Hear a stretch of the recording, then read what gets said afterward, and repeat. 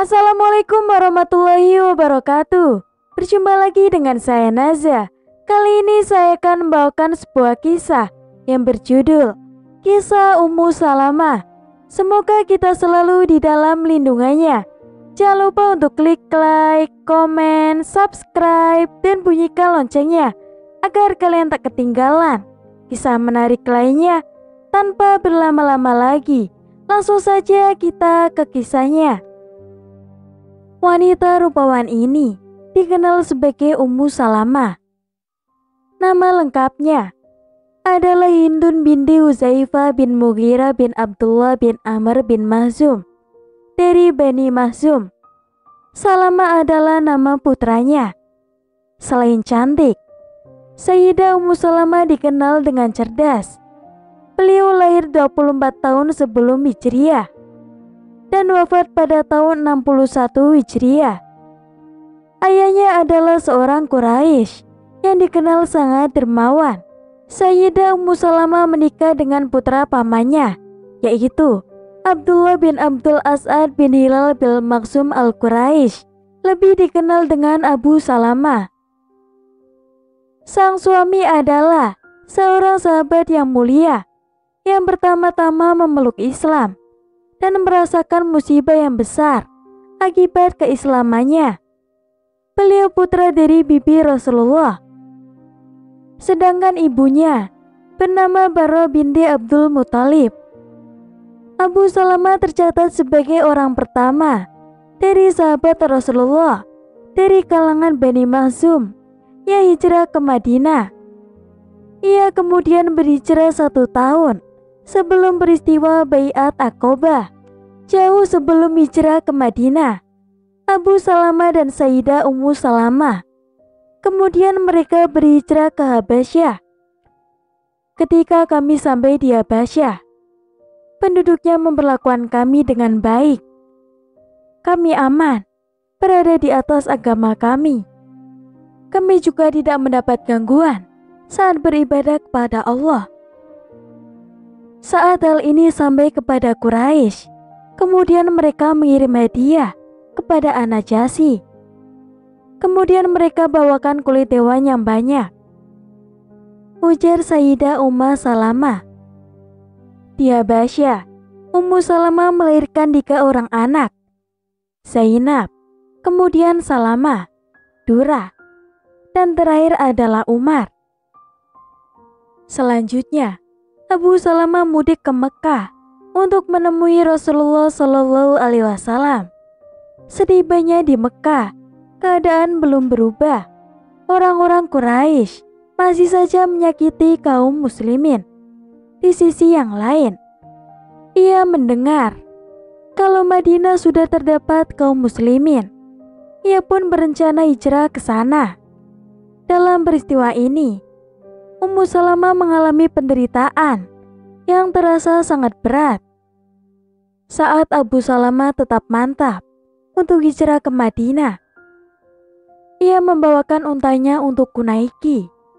Tutur Ummu Salamah bersama putranya Salamah bin Abu Salamah. Kemudian mereka pun berangkat. Sekelompok laki-laki dari Bani Al-Mughirah bin Abdullah bin Amr bin Makhzum, keluarga dari Ummu Salamah, mendekati mereka dan kemudian berkata, "Tentang dirimu, kami sudah menyerah. Lalu, bagaimana dengan istrimu ini? Apakah kau pikir kami akan membiarkannya pergi bersamamu?" Ujar kerabat Ummu Salamah kepada Abu Salamah. Akhirnya, Ummu Salamah dan putranya ditahan oleh keluarganya. Mereka melepaskan tali kekang onta dari tangan suamiku. Mereka merebutku darinya, ujar Ummu Salamah. Mengetahui kejadian ini, Bani Abdul As'ad, yakni saudara Abu Salamah pun murka. Mereka pun berkata, "Tidak, demi Allah, kami tak akan membiarkan anak kami berada di sisi ibunya, karena kalian telah memisahkan ibunya dari saudara kami." Kemudian mereka pun berebut menarik anakku Salamah hingga mereka melepaskan tarikannya. Bani Abdul Asad pun kemudian membawanya pergi. Aku ditahan oleh keluargaku, Bani Al-Mughirah. Sementara suamiku pergi ke Madinah. Lanjut Ummu Salamah. Kemudian Ummu Salamah pun melanjutkan kisahnya. Aku terpisah dari suami dan anakku selama hampir setahun. Setiap pagi aku pergi ke ujung kota Mekah dengan derayan air mata. Sampai akhirnya seorang laki-laki dari putra pamanku, ia melihatku, ia melihat keadaanku dan merasa sangat iba. Ia pun berkata kepada Bani Al-Mughirah, apakah kalian tak membiarkan saja dia pergi? Kalian telah pisahkan ia dengan suami dan anaknya.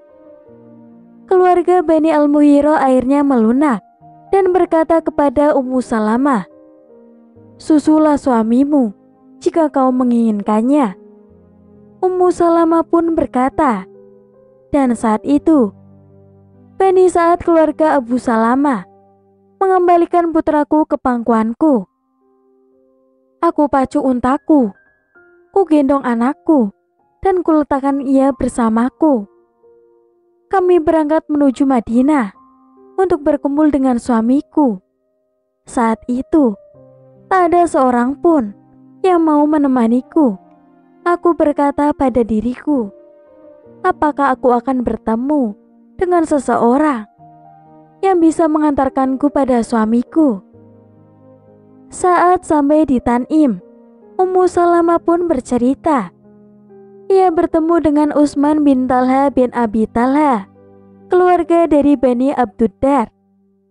Ia pun berkata kepada Ummu Salamah, mau kemana, hai putri Abu Umayyah?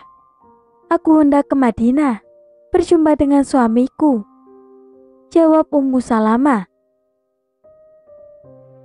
apakah ada orang yang menemanimu? Tanya Utsman lagi. Demi Allah, tidak ada. Hanyalah Allah dan putraku ini. Jawab Ummu Salamah. Utsman bin Talha pun berkata, demi Allah, kau tak pantas dibiarkan sendiri. Ia pun kemudian mengambil tali kekang onta Ummu Salamah, kemudian membawanya pergi. Selanjutnya, Ummu Salamah pun bercerita, demi Allah, aku tak pernah ditemani seorang laki-laki Arab pun yang aku pandang lebih mulia darinya. Apabila kami sampai di tempat istirahat, ia mengendikan untaku, kemudian ia memperhatikan keadaanku. Sampai-sampai saat aku turun dari untaku, dia pun memperhatikan untaku itu. Ia kemudian pergi dan mengikat tungganganku di pohon. Setelah istirahat selesai, ia pun datang lagi dan berkata, naiklah. Saat aku telah naik, ia pun mendekat dan mengarahkan perjalanan kami sampai kami ke tempat istirahat berikutnya. Ia melakukan hal itu terus sampai kami tiba di Madinah. Kemudian, saat ia melihat kampung Bani Amr bin Auf di Kuba, ia pun berkata, suamimu berada di kampung ini. Masukilah dengan berkah dari Allah Subhanahu wa Ta'ala. Kemudian ia pun pergi kembali ke Mekah. Demi Allah, aku tidak mengetahui ada keluarga dari Islam yang sangat menderita seperti penderitaan keluarga Abu Salamah. Aku tak melihat orang yang lebih mulia dibandingkan Utsman bin Talha.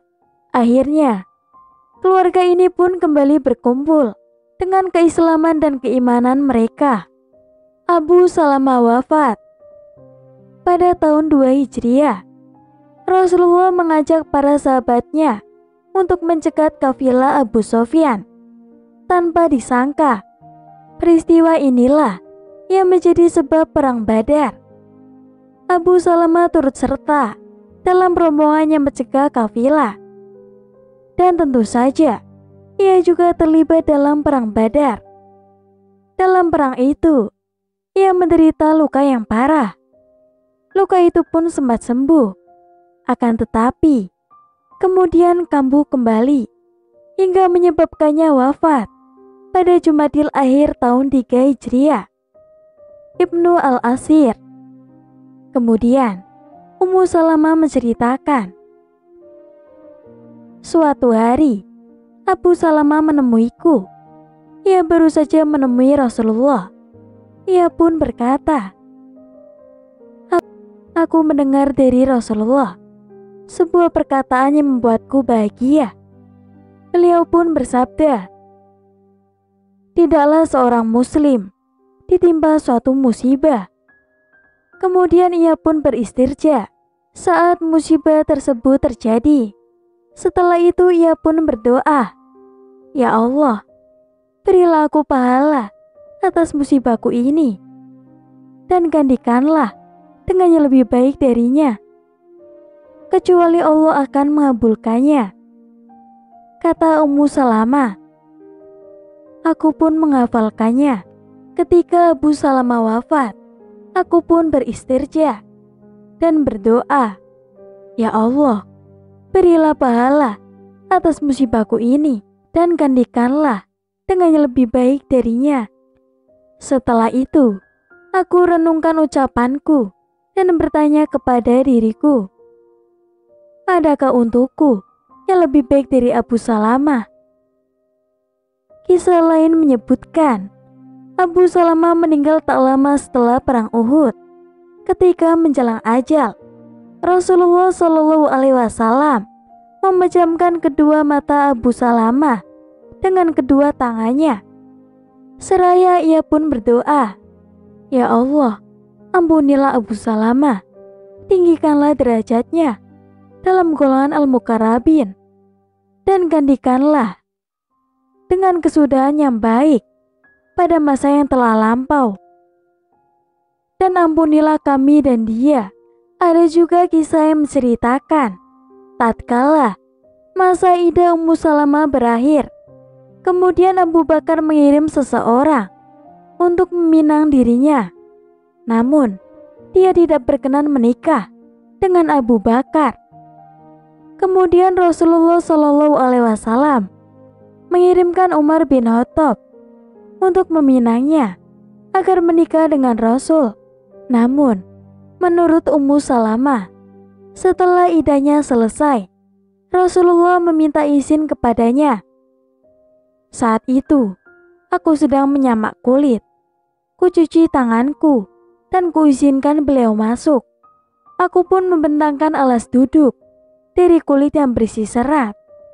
Beliau pun kemudian duduk di atasnya dan meminangku untuk dirinya. Setelah beliau selesai berbicara, aku pun berkata, wahai Rasulullah, siapakah aku ini untuk tidak menerimamu? Akan tetapi, aku adalah seorang wanita yang sangat pencemburu.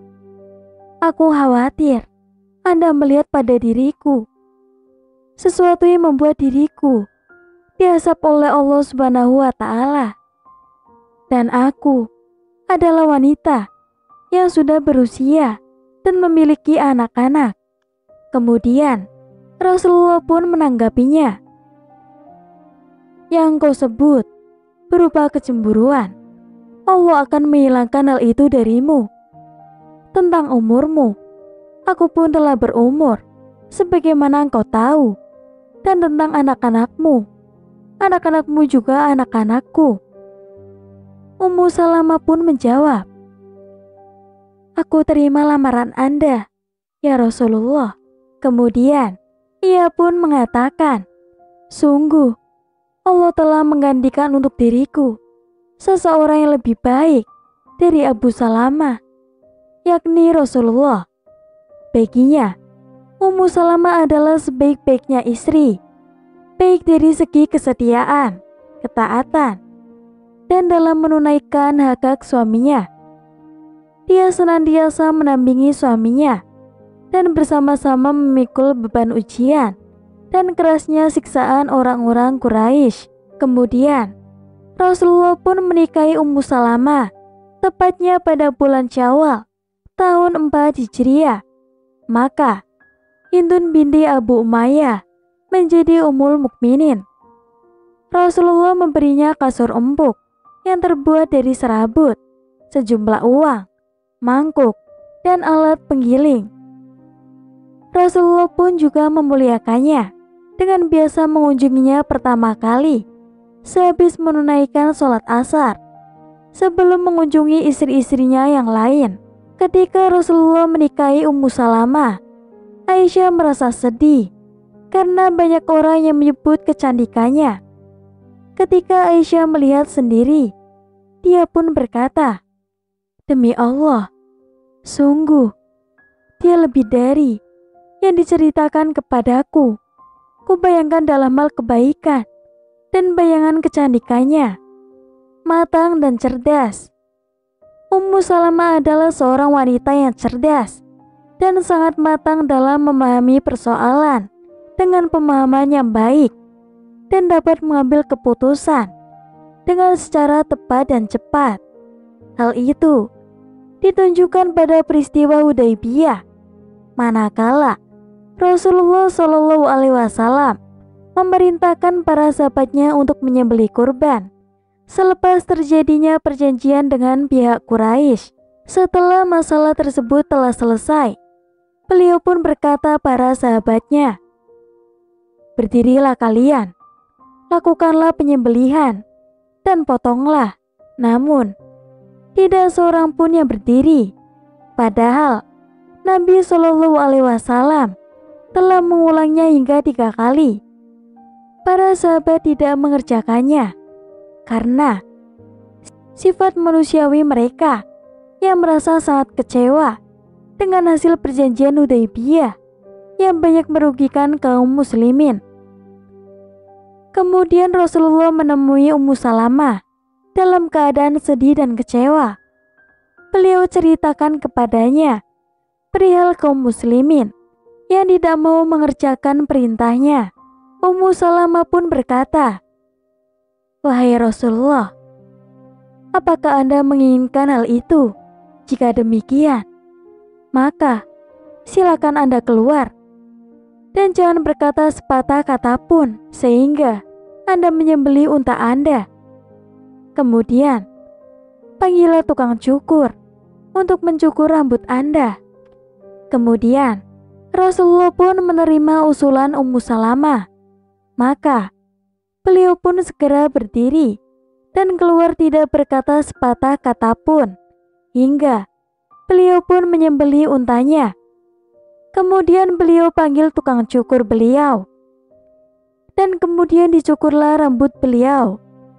Manakala para sahabat melihat apa yang dikerjakan oleh Rasulullah, maka mereka pun segera bangkit dan menyembelih kurban mereka. Kemudian sebagian mereka mencukur, sebagian yang lain secara bergantian. Ketika Ummu Salamah turut serta untuk menyaksikan perang Khaibar dan berkata pada beberapa wanita, "Semoga Allah juga mewajibkan pada kita agar berjihad sebagaimana yang telah diwajibkan bagi kaum pria, sehingga kita juga mempunyai kesempatan untuk mendapatkan pahala seperti yang mereka dapatkan." Kemudian turunlah ayat, "Dan janganlah kamu iri hati terhadap apa yang dikaruniakan oleh Allah kepada sebagian kamu lebih banyak dari sebagian yang lain, karena bagi orang laki-laki ada bagian daripada apa yang mereka usahakan, dan bagi para wanita pun ada bagian dari apa yang mereka usahakan. Dan mohonlah kepada Allah sebagian dari karunia-Nya. Sesungguhnya Allah Maha mengetahui akan segala sesuatu." Quran Surat An-Nisa ayat 32. Setelah Rasulullah wafat, Ummul Mukminin Ummu Salamah senantiasa memperhatikan urusan kaum muslimin dan mengamati peristiwa-peristiwa yang terjadi. Ia pun selalu turut andil dengan kecerdasannya dalam setiap persoalan untuk menjaga umat dan mencegah mereka dari penyimpangan. Terlebih lagi, terhadap para penguasa, dari para khalifah maupun para pejabat.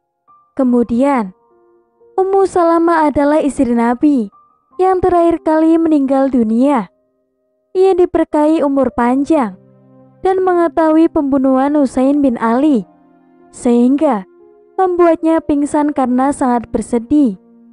Tidak berselang lama setelah peristiwa itu, pada bulan Zulqa'dah tahun 59 Hijriah, Ummu Salamah pun akhirnya wafat dalam usia 84 tahun di Madinah. Ada pula yang mengatakan beliau wafat pada usia 81 tahun. Ada juga riwayat lain yang menyebutkan beliau wafat dalam usia 61 tahun. Lalu, Abu Hurairah radhiyallahu anhu juga ikut untuk melakukan sholat jenazahnya di Baqi. Sayyidah Ummu Salamah telah meriwayatkan beberapa hadis dari Rasulullah Shallallahu Alaihi Wasallam, dari Abu Salamah dan Fatimah Az-Zahra, semuanya sekitar 387 hadis. Adapun hadis yang telah ditahrij dan tertulis dalam Sahih Bukhari Muslim berjumlah sekitar 29 hadis. Sekitar 13 hadis yang lain yaitu muttafaq alaihi, dan ada 3 hadis yang lain yang diriwayatkan oleh Al-Bukhari dan 13 lainnya yang diriwayatkan oleh Muslim. Beberapa orang juga ikut meriwayatkan hadis yang lain, di antaranya kedua anaknya, Umar dan Zainab, Nabhan, Amir bin Abu Umayyah, Mus'ab bin Abdullah bin Abu Umayyah, serta beberapa budaknya yang telah dimerdekakan, dan juga yang lainnya. Cukup sekian kisah yang dapat saya sampaikan. Semoga bermanfaat dan memberi pelajaran bagi kita semua. Akhir kata, wassalamualaikum warahmatullahi wabarakatuh.